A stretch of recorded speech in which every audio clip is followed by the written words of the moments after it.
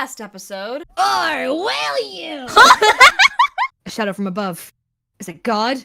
No. It's... someone else. What? You're the only one left. Now, you're all caught up and ready to watch this episode. Before that, I'm gonna give the usual disclaimers. You know the drill at this point. If you haven't played the first game, go play it, link in the description. Hear the content warnings for this game, which you'll see right now. And if there are mic difficulties, sorry. Now, back to the episode. You're the only one left. Kenzo makes a show of looking around and scratches his head. Concerning. You're telling me.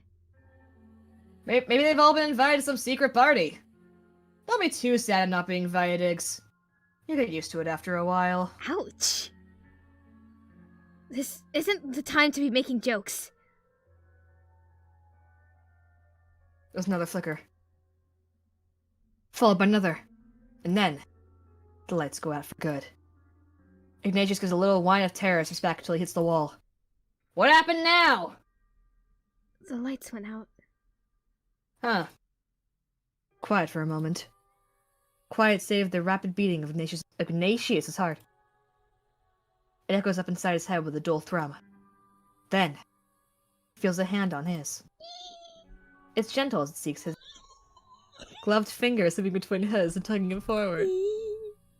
Come on. If he weren't scared out of his wits, he might have noticed the flush rising to his cheeks. Genta really is Oh, the he most doesn't. appropriate one to guide him forward because he's used to not Pointless. seeing. Instead, he simply curls his fingers tighter between Genzo's and lets himself be pulled away from the wall. Stay close, yeah? Okay. And then they're moving forward again. Just the two of them, down the corridor of endless darkness. Just the two of us. Oh. Or just two of us. There are two openings I thought of. Just two of us. Look Closely and you'll see. There's two Just of us. two of us. Just two of us.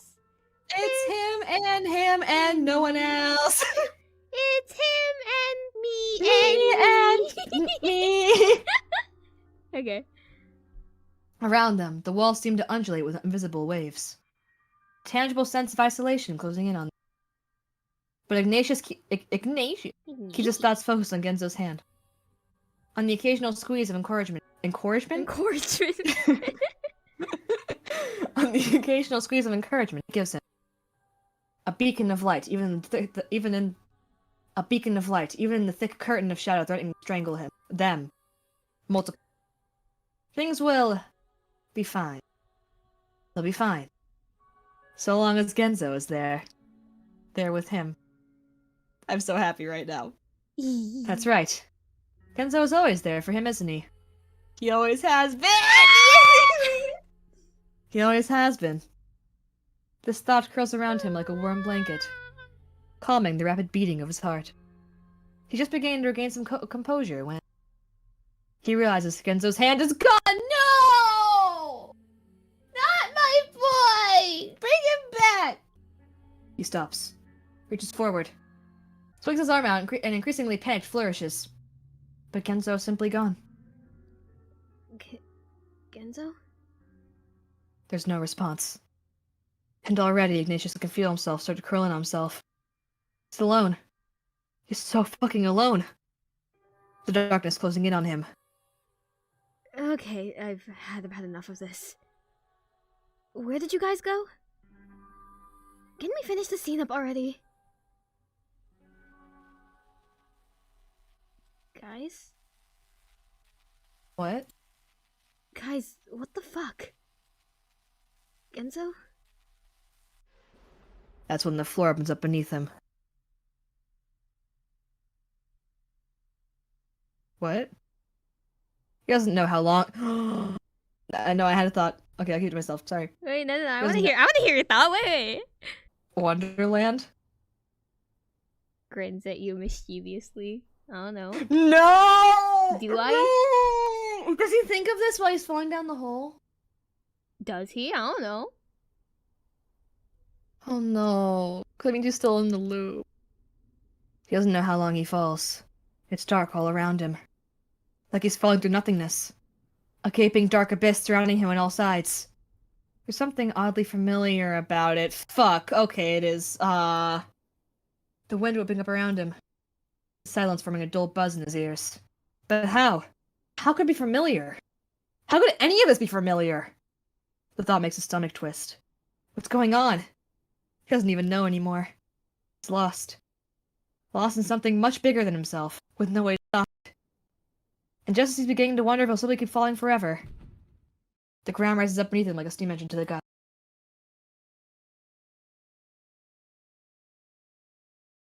Voices. That's the first thing he comprehends. There's voices around him. Clanky iron footsteps. But dark. Still dark. He can't see anything. And his head. His head is ringing like he's been bashed in the ears of the world's largest gong. He groans.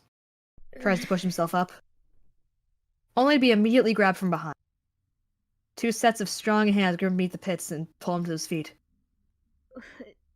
What the hell? He tries to pull away, but the fingers digging into his skin are like rods. Then they're moving. Marching! No! Giggles at you with the mischievous intent. Part of me thought it was Genzo because it was iron and the armor, but there's other armor, and I didn't know it was the other armor, and I thought it was Genzo. Forward. Held just high enough that he can't quite touch the ground, his toes scraping the floor. I wonder how this would have worked for people who hadn't played the first game. Because you have to understand the pain I'm feeling. You have to!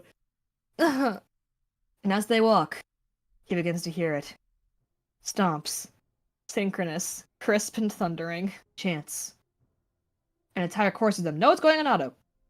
And louder and louder. The ground trembles beneath his feet. Louder. He can feel it in his bones now. Vibrating up to his spine. A panic's tremolo stirring in his heart. The world opens up around him, taking his breath away. Get finessed. We are not in Wonderland. Okay. I am okay with this. Oh, you won't be in a bit. Some kind of vast underground hall. Everything red, hot, and glowing. Glowing! Lava? Lava. Lava cascades down from awe-inspiringly high ceilings that gleam in brilliant gold. Flames bubble up like dragon's breath and puffs that warp the air around them. And the crowd. The army! Immeasurable in their amounts, lined up on either side of the path in front of him. Tens of thousands of rabid soldiers. And all of them stomping, chanting, pounding their spears against the hard-packed earth. Jerry! Jerry! I wasn't expecting you to go right into it. That kind of scared me. Jerry! Jerry! Jerry! Ignatius swallows hard as his captors begin dragging him down the aisle. Oh, is that one? The sound is deafening. The chanting so loud and so zealous makes his very bones tremble. Heart thrum. Jerry! Jerry! Jerry! Back and forth, he watches the fervent soldiers in their frenzied exultation. Dragged further and further along, the air scorching his lungs. He can see a gathering up ahead, past the ranks of soldiers. More rabbits, holding small figures between them. His companions. He squeezes his eyes shut, the world starting to spin around him. Jerry! Jerry! Jerry! How many times does this repeat? I have no idea. Closer and closer. Until a throne comes into view past the gathering. Its gold gilding glinting in the incandescent light of the flames. Jerry! Jerry! Jerry! Feels dizzy. The heat curling up inside him as the echoing chants continue to assault his ears. Finally, they make it to the end. And his captors drag him in line with the rest of his companions. They turn to look at him, faces a mixture of indignation and apprehension. All of them forced to their knees, arms cocked out like chicken wings. Ignatius returns the look with a gulp of uncertainty. When all of a sudden, the chants come to an abrupt stop. The entire army goes down on one knee in a synchronous series of iron clangs. Silence. Then, footsteps. Behind them. Heavy and echoing as they approach. You want to be Jerry? Good question. You know what? Sure, why not? I can be two Insane Kings. Yeah! I just know he looks badass in the pictures I've seen. He looks a little. He looks a little less badass here. He looks Oh, a little boy. goofy. All right, My then do dear what feels fitting. friends. I don't know. So kind of you to finally join me. So just Orlem's outfit, but with the rabbit outfit combined. Yep. All right, that works. Uh,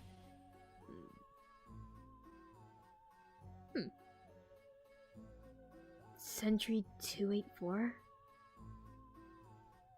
The rabbit in question doesn't move for a moment. Then his ears rocket skyward, body stiffening like a rod. I told you to call me Jerry! There we go. Whatever. Imagine being Jerry. Imagine being named Jerry. The bark makes Ignatius flinch. Orlem, however, just grins. You really expect me to stoop to that level? You rabbits are nothing but expendable pawns. Who needs names when you only... Who needs names when your only purpose in life is to serve the king? Jerry twitches, then stomps over. He grabs Orlem by the base of his rat tail and yanks him up into the air. The king? The king, you say? Jerry marches over to the side of the platform, overlooking the simmering pool of lava below. Seems to me I'm the king now. Oh yeah, that would hurt. That would hurt like a bitch. He thrusts Orlem over the edge with an enraged What the fuck does that say? Typhlotic? typhlotic, I think. Typhlotic? What does that? Yeah. What the fuck does that mean? No idea. Or are you typhlotic as you are conceited? Orlem's face twists in pain as his legs kick uselessly beneath him. Kick his balls. Yeah. Sorry. Well, Orlem's a little short. We don't know if we can. Jerry, stop! Jerry blinks. Turns back. Me when I confront Looks- myself. Looks at Ignatius. Smiles. Yes, I am forgetting myself, aren't I? I might give him the nerd voice. It's kind of funny. He throws Orlem to the ground with a wince-inducing thud. Orlem goes rolling. Roll. I'm gonna try rolling.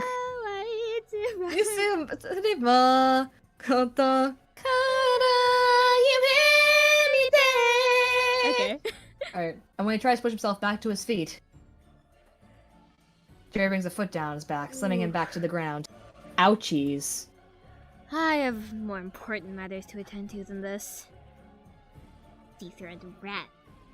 I'm gonna make him a rat, because I hate him. He kicks him off to the side, where he's snatched up by a duo of guards. Jerry wanders towards Ignatius, his hand to chin, apparent wonderment. Very important matters indeed. You'll hand us at once! Or you'll have my father to answer to! Did I peek? I bet I did! Alright. No, you didn't. Yay! I don't know why I'm yelling, as if you're physically further away, but... Bye! I'm over here now! Whoa! Your Alright. father? Your father? Jerry's ears curl in amusement, his eyes flashing. They can't really curl when he's pulling them. Then he's laughing. Laughing! High-pitched squeaks that bite at their hearts and eardrums like knives. Haven't you figured it out yet? None of this is real.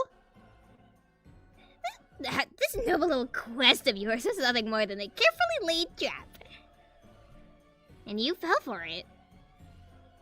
You all fell for it. Hook. Line. And sinker. Gets a response to a snap of his teeth that sends Jerry back with a little laugh.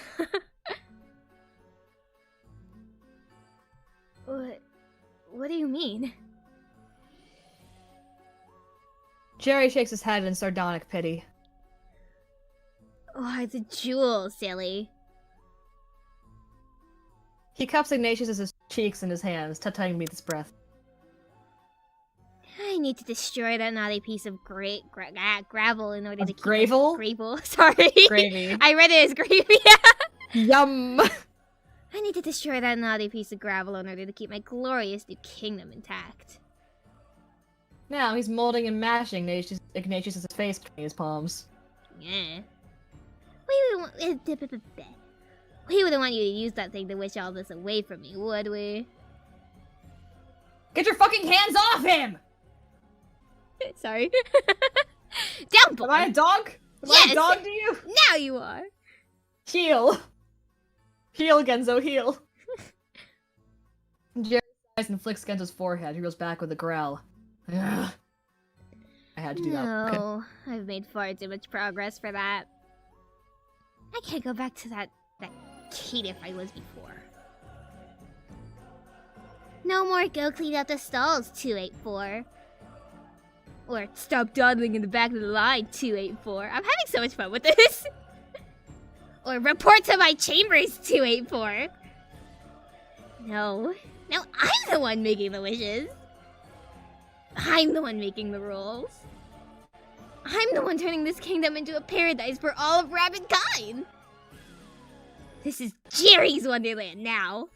Oh, is he the one Orlum dethroned in the actual game? That would make sense. Oh, mate, I never thought about that. Oh, probably. Yeah.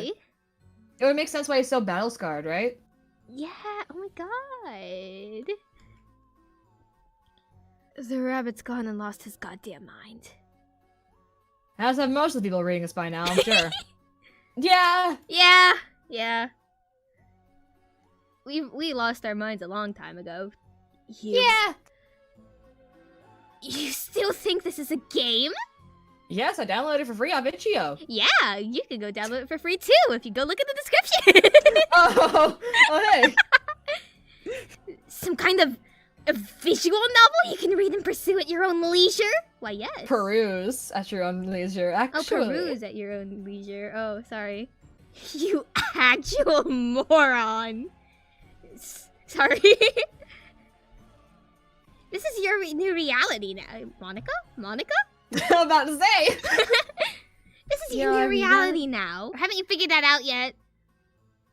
And as soon as I destroy that yellow potato, things will never go back to normal. George becomes my home screen, just staring at me all the time. Is that what this is gonna be? Oh god. Ugh. Normal. Normal for you.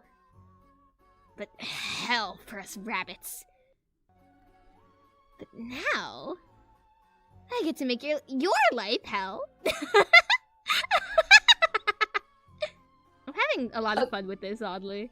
You should. Just gonna say, Jerry, back in winter, my dogs helped me save 4 rabbits that were abandoned by their mom in a nest in my backyard. So, I am nice to rabbits, actually. They didn't make it. Don't tell them that. I had a friend with a pet rabbit. That's the closest correlation I have to rabbits. Did you pet it? No. No, you should have pet it. I only ever saw pictures. Aw. Why do I feel like I've heard that line before? Oh, wait, knee on the table at that.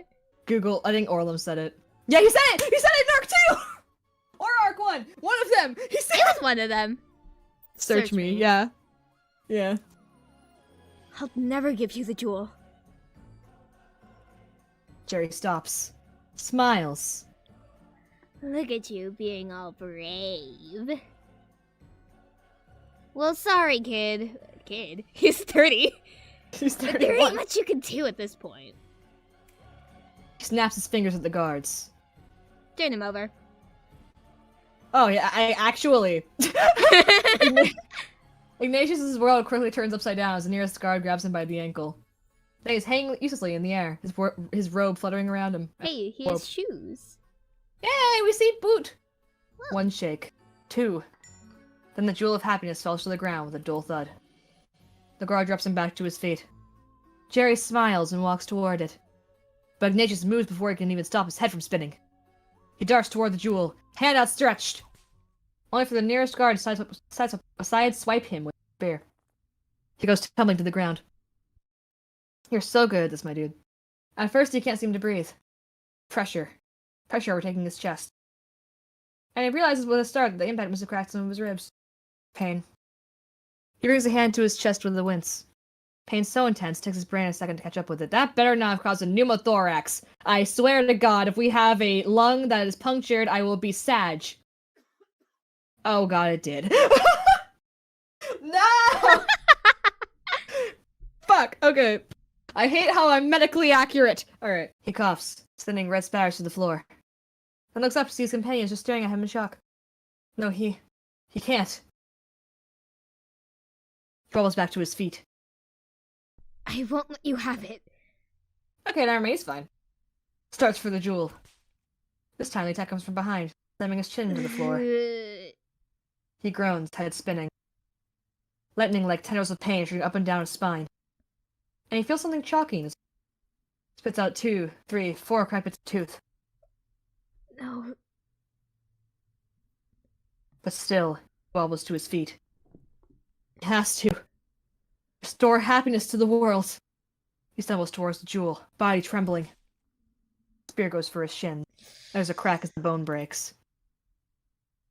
Fuck! I'm Hanar, right? Yeah. Wait. Imagine hearing this read out loud in D&D. This is just fun. I'd be so invested. Oh, definitely. Should I be a game master once? Yes, you totally should. Am I good at narration? Yeah. Kamalia, D&D, when? Oh, that'd be so fun. The pain is all over now, pulsing in and out, setting his brain on fire. He gazes up at his companions. That's right. He has to make them happy. All of them. His friends. He starts crawling towards the jewel. You can see it there, just out of reach, lying on the ground. The key to their happiness. It's all up to him. Closer. He's wheezing now. Horrible throaty breaths that claw at his lungs. Closer. Cold chills run up and down his spine, his arms, his legs, and his robe feels unbearably heavy. So heavy it's as though it's pushing him straight into the ground. Closer. He reaches a hand out, trembling fingers seeking out the jewel. He has to. Jerry's foot comes down his hand. The pain is immediate. Shooting up through his hand, his arm, his shoulder, sending a panicked gasp out between his lips. He can't move. His body goes completely rigid. Muscles not responding. Brain on overdrive. Jerry simply watches him, tisk-tisking as he shakes his head. Look at you. So stubborn.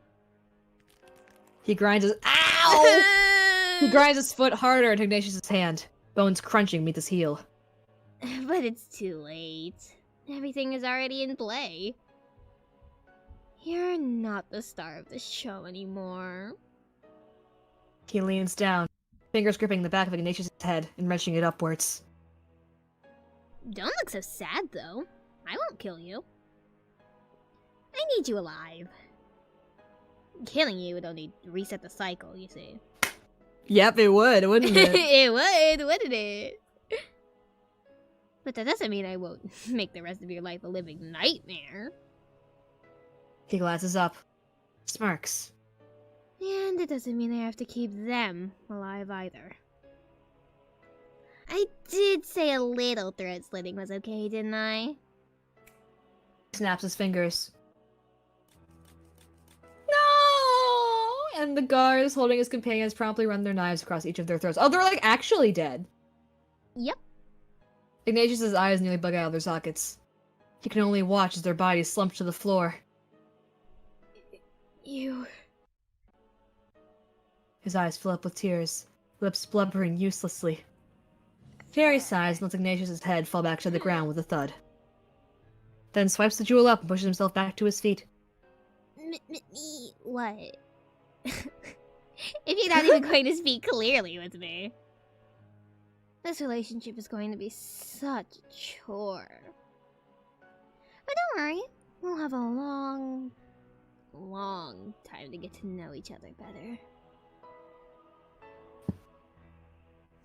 He walks back towards his throne with a snicker, tossing the jewel up and down with each step. You're not you when you're hungry. Have a Snickers. Oh my Snickers.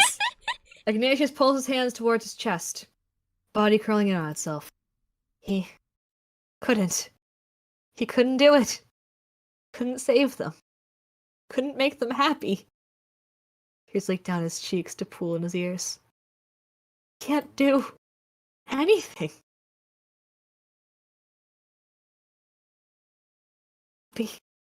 What would make him happy? All this time we've been focused on them. What about him? Shouldn't he deserve happiness too? He closes his eyes. Yes, that's right. What does he want?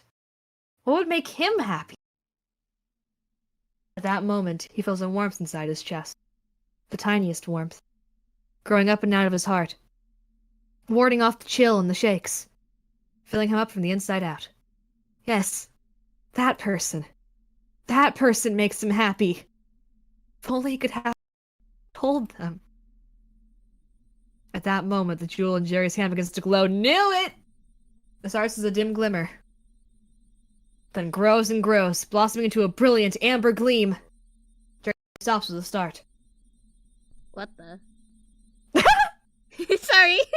Thank you. No, thank you for that brilliant performance. It's a brilliant flash. Thank you. I worked 5 years on that. Oh, hell yeah. Then, beams of light begin shooting out from the jewel, one after another. They extend all the way through the hall, past the hall, out across the plains, into the sky. More and more and more, until the jewel grows so bright and hot that Jerry can't hold it anymore. With a yelp, he steps back, and rises up into the air, still spewing more and more light. There's a rumble. Then, the world begins to shake around them. Bits of ceiling begins falling to the ground, into the lava, and a platform starts undulating beneath their feet, heaving precariously back and forth. Behind them, the army of rabbits flies into a panic. They run left and right, shouting and screaming in their attempt to escape the hall. But through that din, another noise emerges. A sword. Oh, fuck yeah. It slices through the air, cutting against armor and spear, carving through flesh and fur. And from the whirling, raving din, Kenzo appears. Fuck yeah! Yeah! Yeah! Yeah! Sorry, I had to actually read because it was, like, not stopping. But, oh my god! He's my The boy ever. I'm sorry. The boy ever. The man ever, actually. I'm so sorry. The man ever. Oh, that's so stupid. He ascends the stairs to the throne.